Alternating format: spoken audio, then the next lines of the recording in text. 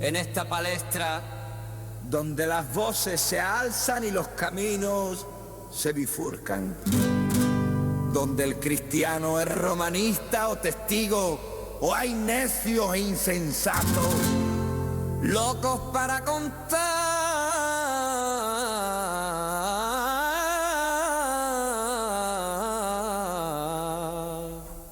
relatos.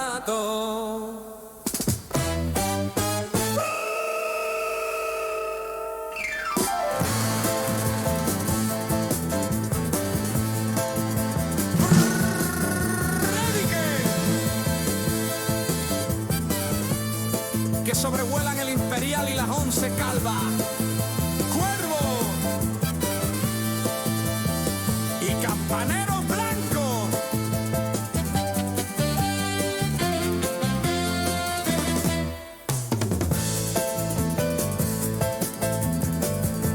En medio de esto, una pregunta que lo cambia absolutamente todo.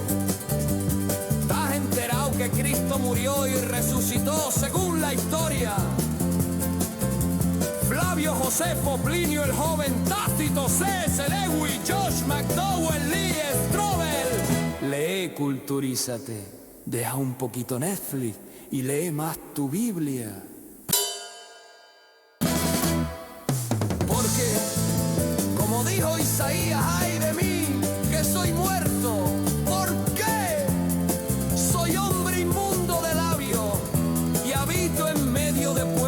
Tiene labios inmundos y he visto con mis ojos al Rey, el Señor de los ejércitos.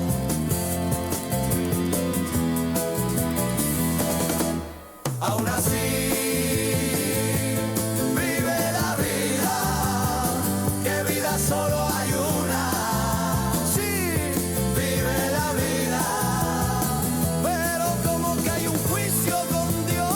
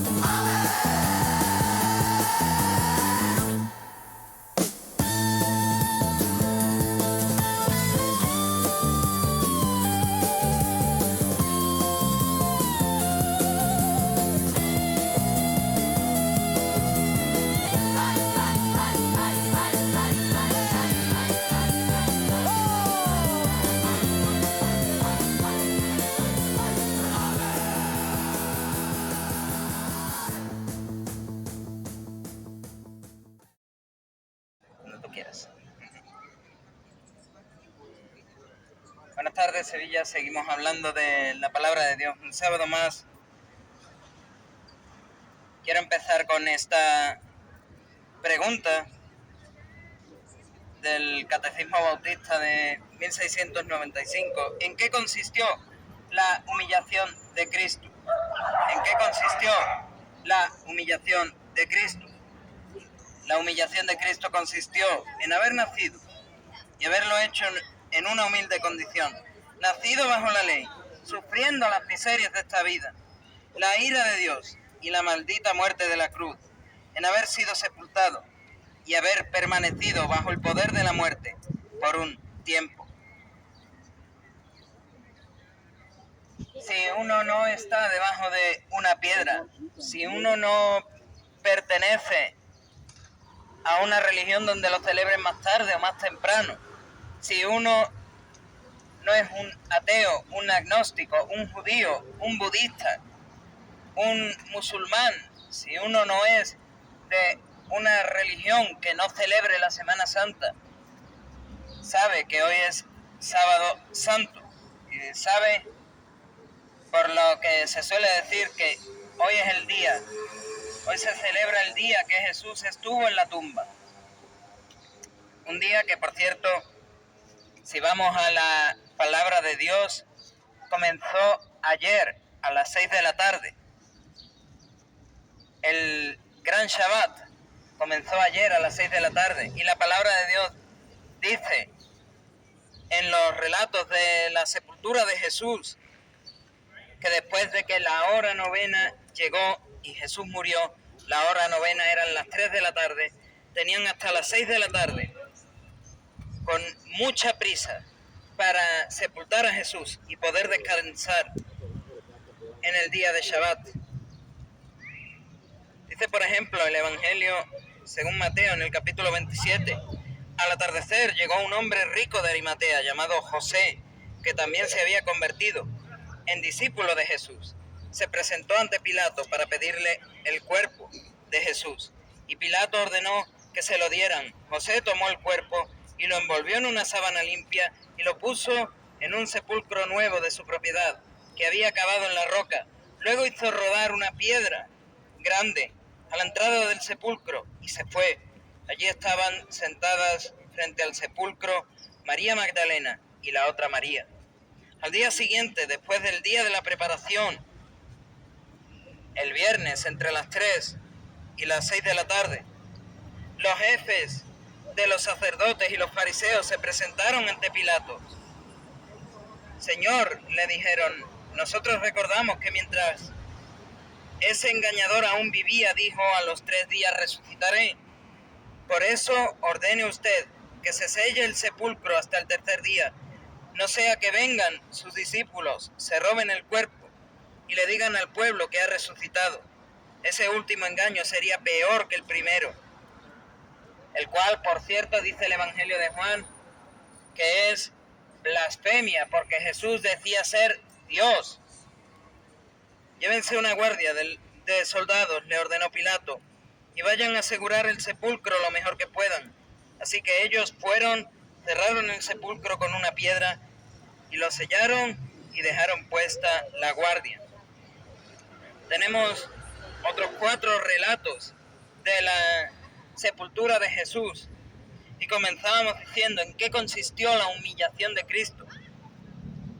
Consistió en su nacimiento, su encarnación, consistió en su condición de persona humilde, haber nacido en un pesebre, consistió en haber nacido aún bajo la ley de Dios, bajo las obras de la ley que tenía que cumplir para ser declarado justo delante de Dios, consistió en sufrir las miserias de la vida, en sufrir las consecuencias del pecado, en sufrir las tentaciones del diablo, consistió en recibir la ira de Dios y la maldita muerte de la cruz, y consistió en haber sido sepultado y haber permanecido bajo el poder de la muerte por un tiempo, 3 días.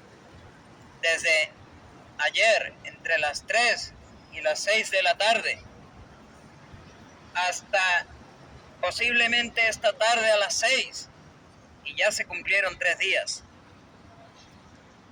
Y mañana por la mañana, toda la cristiandad recuerda a una estas palabras: Cristo ha resucitado, en verdad ha resucitado. En la sepultura de Jesús tenemos el cumplimiento de varias profecías. Y la sepultura de Jesús era más que necesaria. No solo la muerte en la cruz, y no solo la resurrección, sino ese paso intermedio que era la sepultura, que era haber estado muerto. El profeta Oseas dice así en su profecía: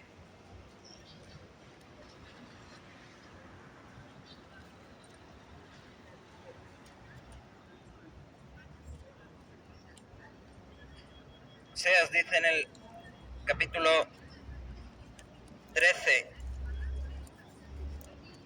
de su profecía: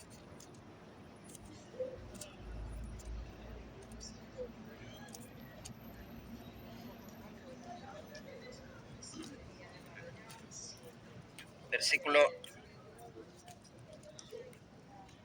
13, versículo 14. Habré de rescatarlos del poder del sepulcro, los redimiré de la muerte. ¿Dónde están, oh muerte, tus plagas? ¿Dónde está, oh sepulcro, tu destrucción? Vengan, que no les tendré misericordia. Jesús, al morir en esa cruz del Calvario, con su muerte, con haber estado sepultado, venció al pecado y a la muerte. Venció al pecado del hombre y venció a la muerte, que es la paga de ese pecado. Dijo el apóstol Pablo en la carta a los Romanos, la paga del pecado es la muerte, mas la dádiva de Dios es la vida eterna en Cristo Jesús. Amén. ¿Qué es pecado? ¿Qué es pecado? Veamos qué tenía que vivir Jesús cuando decimos sufrió las miserias de esta vida, fue nacido bajo la ley. Jesús tenía que cumplir todas estas leyes. No tendrás dioses ajenos ante mí, no te harás estatua, ni te postrarás ante ellas, ni las servirás, porque yo soy tu Dios, fuerte y celoso. No codiciarás los bienes del prójimo, no tomarás en vano el nombre de Dios. Dedicarás un día al Señor, el Shabbat. Honrarás a tu padre y a tu madre. No matarás, no robarás, no mentirás, no adulterarás. Todas estas son las leyes bajo las que vivió Jesús. Y Él, como decía ayer, las cumplió todas y cada una. Él cumplió la ley para que nosotros no tengamos más que cumplir la ley para recibir la justicia de Dios, para ser declarados justos delante de Dios. Él la cumplió toda, desde el principio de su concepción, inmaculada, virginal, milagrosa, hasta el final de sus días, 33 años y medio después.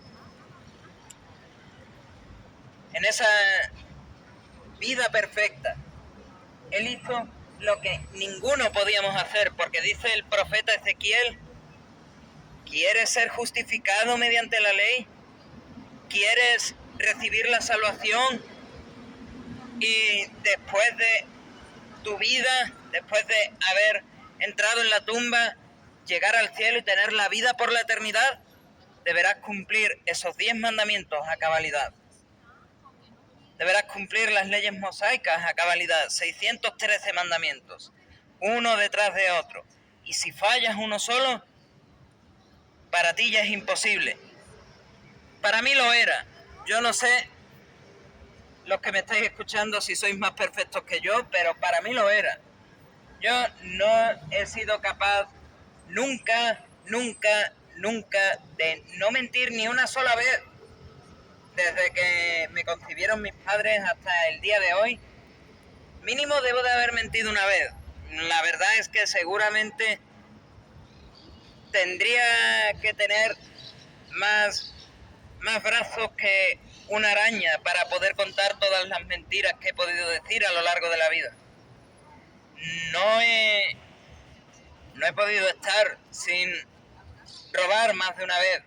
Y no hablo de entrar a una tienda y llevarse un artículo de la tienda. No hablo de entrar a un banco con una recortada y pedir el dinero de la caja. Robar a día de hoy también es descargarte películas de internet, descargarte libros de internet, música de internet que tienes que pagar por ella. Eso también es robar. Matar, ¿qué decimos de matar? Si el Señor Jesús dijo que el que odia es igual que el que mata, que el que insulta severamente a los suyos es igual que un asesino. ¿Cuántos no han fallado a esta? Y desobedecer a los padres, deshonrar a los padres. ¿Quién no ha sido castigado por sus padres? Y solo hacía falta que uno de estos ejemplos lo hubieses cometido una sola vez para hacerte injusto delante de Dios. El escritor de Santiago dice en el capítulo 2, versículo 10. Santiago 2, 10. Porque el que cumple con toda la ley, pero falla en un solo punto, ya es culpable de haberla quebrantado toda. El que dice cumplir los 10 mandamientos, las 613 leyes de Moisés, pero miente una sola vez, ya es culpable de los otros 612, ya es culpable de los otros 9 mandamientos. El que miente una sola vez es culpable de asesinato, es culpable de haber hecho morir a Jesús. Por eso Jesús tenía que venir, por eso Jesús tenía que ser crucificado, por eso Jesús tenía que ser sepultado, porque habíamos fallado a la ley y porque no podíamos pagar el precio de ese pecado, porque no podíamos pagar el precio de esa falta contra la ley de Dios, falta contra Dios mismo. Tuvo que venir, morir y después de morir un juicio con Dios.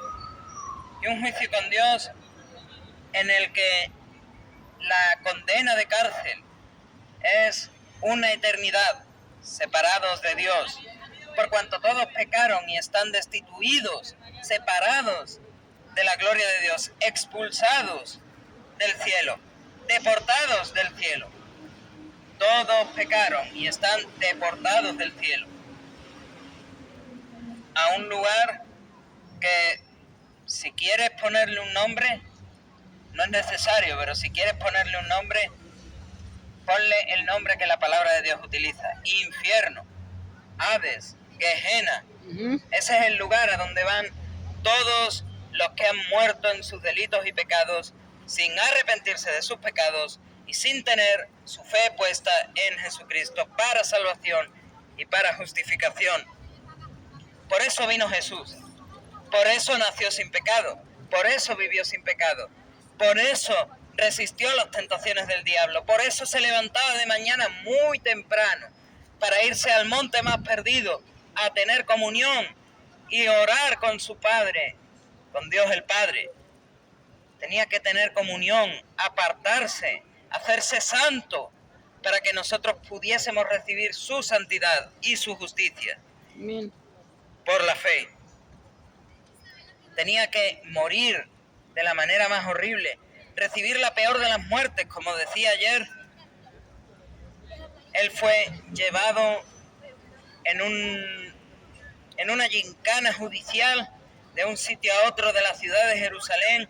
Unos lo llevaban a otro lugar diciendo: este es culpable, y donde lo llevaban decían: pero no encuentro falla. Después de Pilato, lo volvieron a traer a los fariseos. Oye, que no he encontrado fallas, pero lo tenéis que condenar. Lo llevaron a la casa del rey Herodes y Herodes se burló de él, pero no encontró fallas y lo volvieron a devolver a los escribas y a los fariseos. Pero lo tenéis que condenar, decían, y lo volvieron a llevar a Pilato. Y Pilato dijo: vale, no encuentro fallas. Ustedes decís que por sedición hay que condenarlo, que por decir ser el rey de los judíos hay que condenarlo. Y yo tengo esta tradición de los romanos, que en la Pascua judía, en la gran fiesta de Pesach, yo libero a un preso y es el pueblo el que elige qué preso libero. Tengo aquí a Barrabás, un asesino confeso, una persona horrible. Vamos a poner a los dos, a Barrabás y a Jesús, y a ver qué deciden. Y decidieron matar a Jesús bajo el grito: crucifíquenle, crucifíquenle. Lo llevaron al patio de la casa de Caifás, le pusieron una caña entre las manos, una túnica rojo carmesí y una corona de espinas. Con espinas de este tamaño le clavaron la sien. Y después de haberlo coronado con esa corona de espinas de este tamaño, lo ataron a un poste y con un látigo de 9 colas, terminado en piedras afiladas y en cristales muy afilados, 39 veces, 40 veces menos una, latigazo tras latigazo en la espalda, arrancándole la carne y haciendo sangrar su carne. Y por si no fuese poco, le hicieron cargar por toda la vía dolorosa hasta el Gólgota, desde la residencia de Pilatos hasta el Gólgota, con el travesaño, el madero de la cruz. Hasta que no pudo más, se cayó e hicieron venir a Simón de Cirene para que le echase una mano. Consiguiesen llevarlo hasta la cruz. Y fíjate, ahí en la cruz, cuando yo creo que cualquiera de nosotros hoy en día ya habría estado muerto, habría estado más que preparado para entrar en una tumba, por si fuese poco, a Jesús lo clavaron de pies y manos en la cruz, alzaron la cruz junto a otros 2 ladrones y allí lo tuvieron por 3 horas.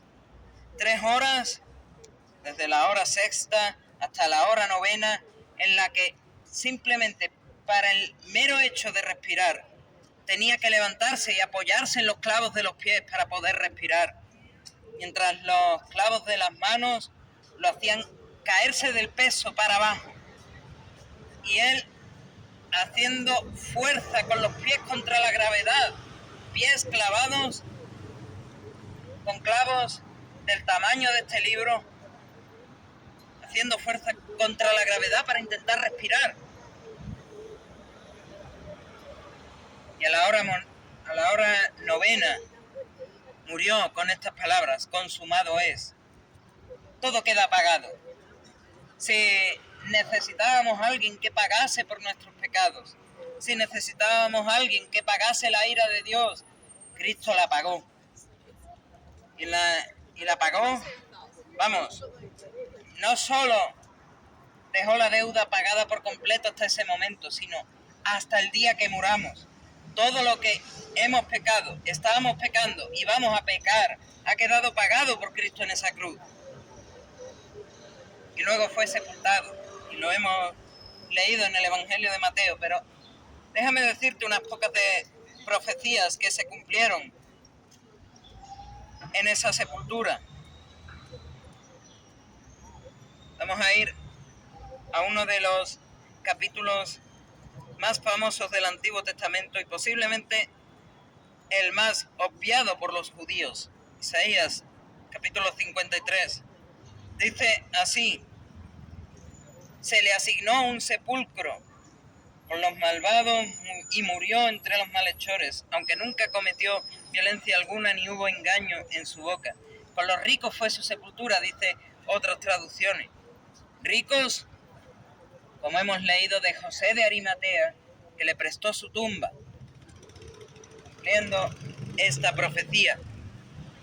Éxodo 12:46 dice del Cordero de la Pascua que no quebrarían sus huesos.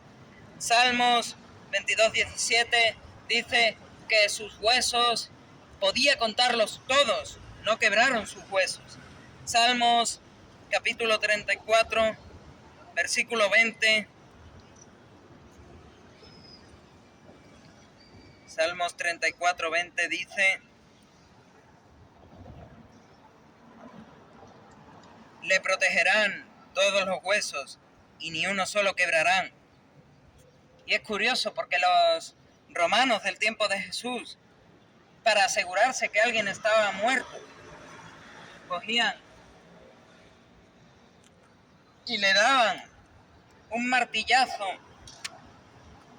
aquí en la pierna para quebrarle los huesos y asegurarse que el crucificado estaba muerto.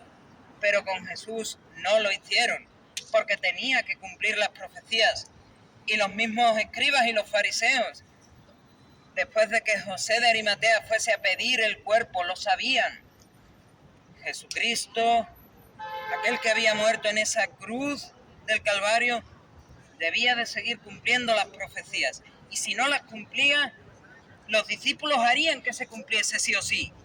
Van a robar el cuerpo. Sellen la tumba para que nadie pueda entrar.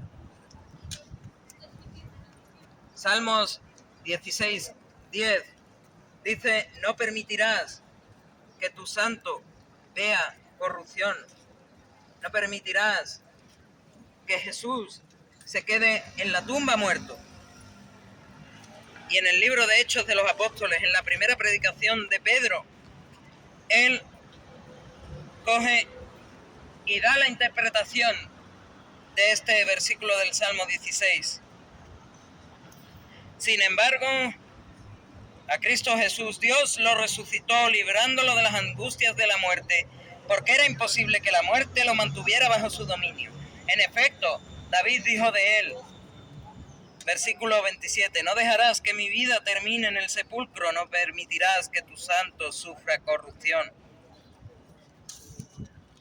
Volvemos a ese capítulo 53 de Isaías para ver otra profecía de la resurrección de Jesús. Isaías capítulo 53, versículos 10 y 11. Pero el Señor quiso quebrantarlo y hacerlo sufrir. Y como él ofreció su vida en expiación, verá su descendencia y prolongará sus días y llevará a cabo la voluntad del Señor. Después de su sufrimiento verá la luz y quedará satisfecho. Por su conocimiento mi siervo justo justificará a muchos y cargará con las iniquidades de ellos. Jesús tenía que resucitar y la sepultura es la consecuencia lógica. Mueres, vas a la tumba y resucitas. De hecho, el apóstol Pablo dice que todo creyente, todo cristiano ha sido de alguna manera también sepultado con Cristo y resucitado con Cristo. Romanos capítulo 6 dice el apóstol Pablo, Romanos 6, 3 al 4. ¿Acaso no saben ustedes que todos los que fuimos bautizados para unirnos con Cristo Jesús en realidad fuimos bautizados para participar en su muerte? Por tanto, mediante el bautismo fuimos sepultados, como Jesús, con él en su muerte, a fin de que así como Cristo resucitó por el poder del Padre, nosotros llevemos una vida nueva. Amén. Y es que hay que llevar una vida nueva. Uno no puede ver en su vida todo el pecado que ha cometido contra Dios y quedarse igual, y quedarse como si no pasase nada.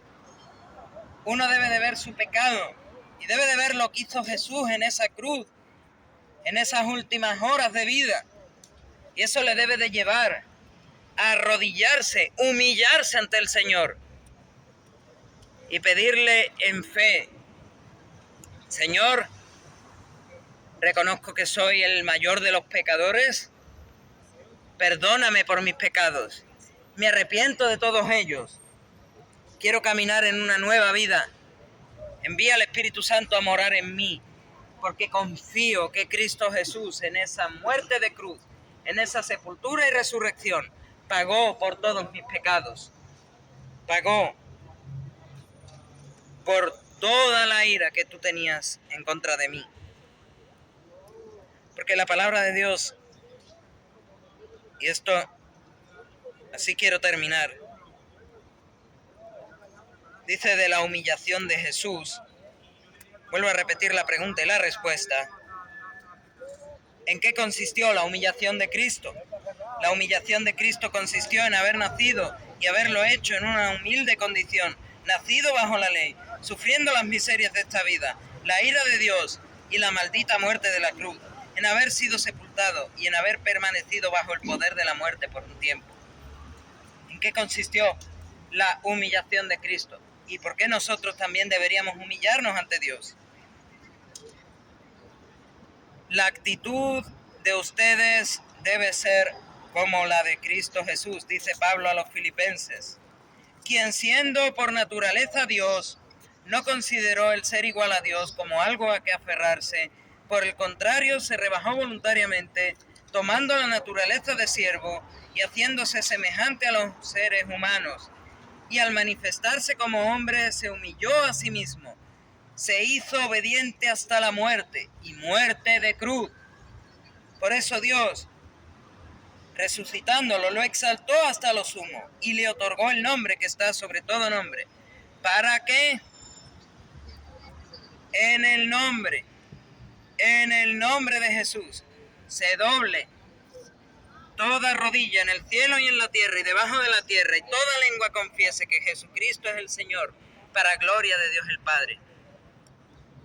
Si hoy tú quieres ser resucitado en el día postrero, alcanzar la vida eterna que Dios puede darte, alcanzar la salvación con total seguridad, no como las religiones que dicen haz esto y aquello y a lo mejor, haz esto y lo otro y a lo mejor, haz y haz y haz y a lo mejor alcanzarás salvación, a lo mejor alcanzarás la vida eterna, a lo mejor alcanzarás el cielo. Si tú quieres hoy alcanzar salvación, si tú quieres hoy alcanzar vida eterna, si tú quieres estar seguro de que no habiendo llegado a tu casa y apoyado la cabeza sobre la almohada y habiendo ido a la tumba antes de esta noche, irte al cielo, esto es lo que debes hacer. Y le otorgó el nombre que está sobre todo nombre, para que en el nombre de Jesús se doble toda rodilla en el cielo y en la tierra y debajo de la tierra, y toda lengua confiese que Jesucristo es el Señor, para gloria de Dios el Padre. Terminamos orando. Padre, te damos gracias, muchas gracias, Señor, porque no podíamos cumplir tu ley, no podíamos ser justificados por las obras de la ley, y tú mandaste a Cristo Jesús para cumplir la cabalidad, para morir en nuestro lugar, para recibir tu santa ira sobre nosotros en su cuerpo crucificado. Lo hiciste humillarse hasta lo sumo y muerte de cruz. Lo hiciste ser sepultado para mostrar que verdaderamente estaba muerto, y lo hiciste resucitar para darnos esa esperanza viva, esa esperanza de que nosotros también podemos resucitar para vida eterna. Señor, te pedimos perdón por todos nuestros pecados, Señor. Nos arrepentimos de todos ellos, Señor. Espíritu Santo, ve y entra en nuestras vidas. Haznos nuevas criaturas. Haznos tener una vida nueva, donde no haya pecado, o donde si lo hay, por lo menos tengamos a Cristo como mediador y abogado. Te pedimos por las personas que están escuchando, Señor, para que si hoy oyeren tu voz, no endurezcan sus corazones. Te pedimos todo esto en el nombre de Jesús. Amén y amén.